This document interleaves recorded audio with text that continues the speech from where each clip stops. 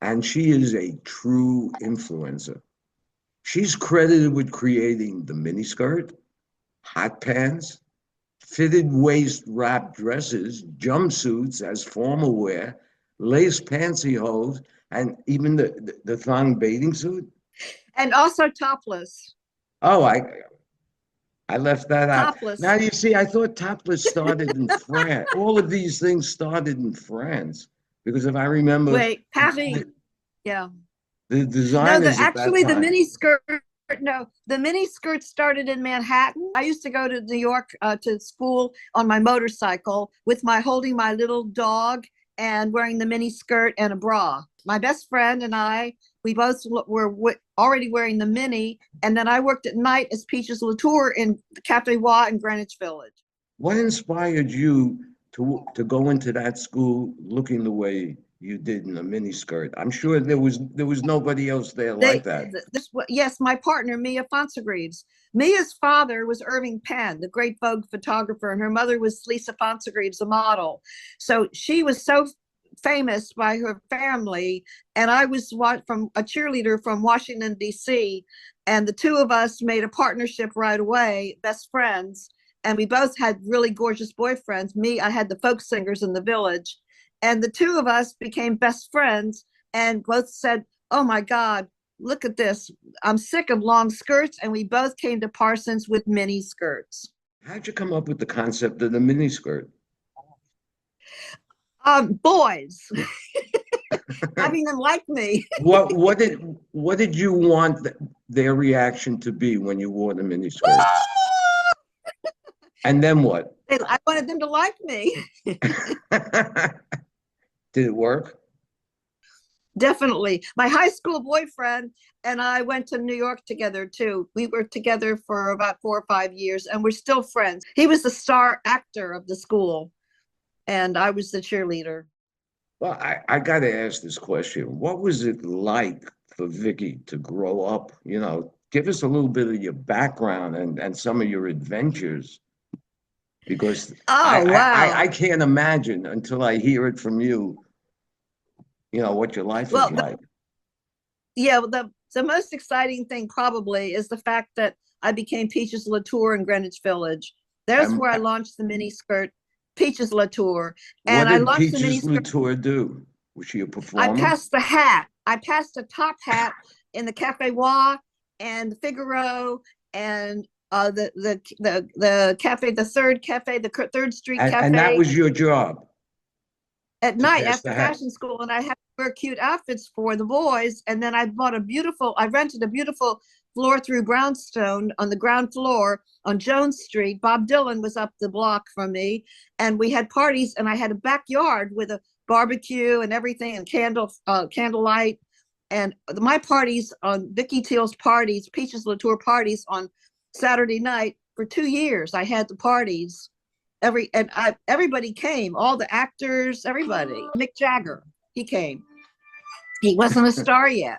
Did you, at that point, when you met Bob Dylan, did you ever think that he would be a voice of our generation? Yes, yes, he was fabulous. How? How did And you know that? because of the way he sang, and he changed music. Uh, then I also knew the Beatles. I knew Ringo, and I dressed his wife. And the Beatles also changed music, but Bob Dylan changed music, Yes, totally changed music. you also think out of the box. In addition to creating your fashion, you started a trend that where you would have your fashion shows in a strip club, or in a Yes, nightclub or something. yes, in Paris, in the strip clubs, definitely. How do you come up with your concepts? My parents are very conservative. My mother was a painter, an artist, and she married the head of the IRS. You can't be more conservative than my dad. And he was my stepdad, and my real dad, he was a builder in Washington who built a lot of the suburbs. And so I came from a very, very wealthy background. And Chevy Chase is just fabulous. But that wasn't enough. It was conservative. And I was an artist, the daughter of an artist, and I decided to go to New York and follow with my art and fashion. And I have to say that the most important thing in my life has always been working as a child. I started sewing at 11. I started selling dresses at 14. And the dresses I sold at 14 are timeless. I still can wear them today. Some of the women you've dressed, you know, they include Elizabeth Taylor, Brigitte Bardot, Ursula Andress, Christine Brinkley, Aretha Franklin, Yoko Ono, Barbara Whitney Streisand. Houston, The list just goes on and on. everybody. All of these women have different kinds of shapes, just like, you know, other women. How do you make them look so fabulous? What's your process? I studied in fashion school the life and lessons of Coco Chanel. And I'm one of the few people who ever spent time with Coco, with Elizabeth Taylor. We met Coco and became friends. And Coco got us to make perfume. But she was wonderful. And she loved me. She loved Elizabeth. And she blessed us. Well, you were good, close friends with Elizabeth Taylor. How I did was that with her for happen? 20 years. I married her makeup man. I know you were also, I think, in business with her for a while. Yes, And you, and she you backed almost me. and you almost went to rehab with her for a while. We did. They wouldn't let us go to rehab together. Did you go, or she went separately and No, where she she met? went to a rehab in California, the Betty Ford, and I had to go to an ashram in New York. They would not let us go to rehab together. We had to get off drinking champagne. I understand that they're planning a movie about your life. If it's done, who would you want to play you? Uh, Elvis's granddaughter, Riley Keough. Why? I know Priscilla and I love her, and I knew Elvis and I loved him. And it's from a great family. She's kind of an unusual person. What makes her unusual? Elvis. Well, you wrote a book called "100 Women." Yes, I haven't published it yet. I have it. It's all the 100 women I dress. And on the opposite page of the sketch, if you have, here's Romy Schneider. You have a sketch like this. On the page opposite in the book will be a story like Romy Schneider and I, we both went to jail in Gaza. What happened? How did you get to Gaza, and how did that all happen? I was making a movie in Paris with Romy, and they were shooting it in Israel. And we got to Israel in 1968, 69, just a war going on. And we were making a movie, and we discovered they had these gorgeous robes, these Arab robes in the desert.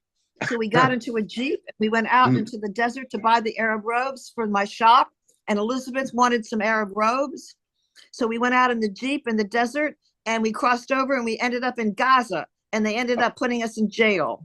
Who, the Israelis or No, the Arabs. Pumas? And so Wow. the Gaza guys, and so they put us in a jail in the middle of the desert, and Rami and I were both laughing. We were hysterical. We didn't want to lose our Arab robes, and we ended up with the robes. And then somebody recognized the following morning. They said, "Romy Schneider, Romy Schneider!" And they were screaming that they recognized her. Of course, she was the #1 star in Europe.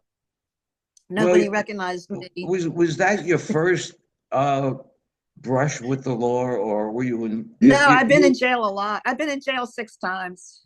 For what? Drunk driving, which is why I had to end up going to the rehab.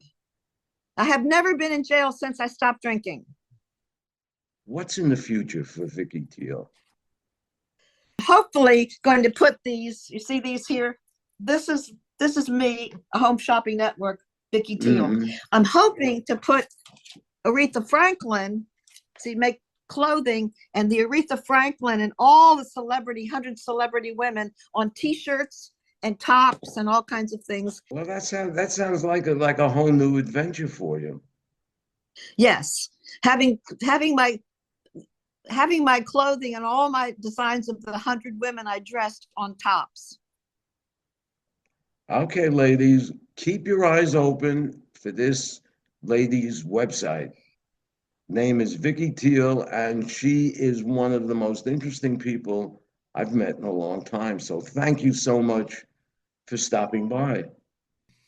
Au revoir.